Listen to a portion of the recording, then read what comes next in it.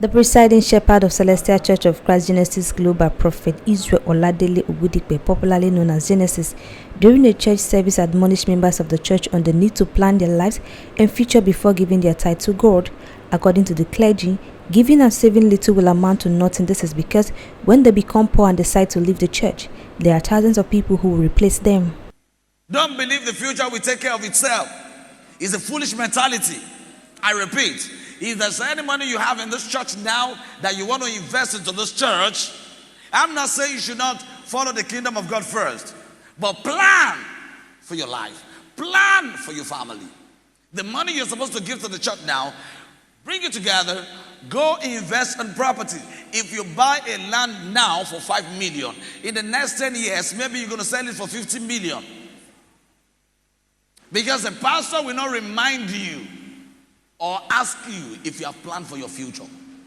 At one point in time, if you are too poor, you will leave the church, another person will come. Nobody will ask after you.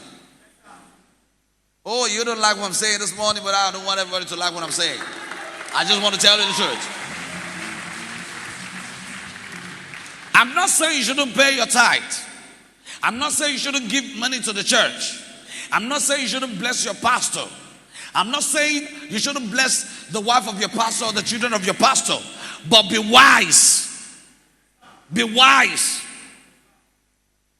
If you have 10 million now, instead of you forming in the church so that they will call you a rich man, plan your life. Plan for your family. Invest and buy a land of 10 million. In the next 10 years, maybe you're going to sell it for 100 million.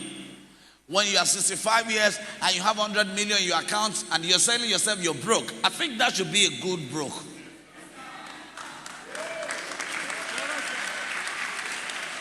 You may not like me, that's why you're not clapping. I'm not expecting everybody to clap for me. Sir, nobody will remind you to plan for your family. Not even your family.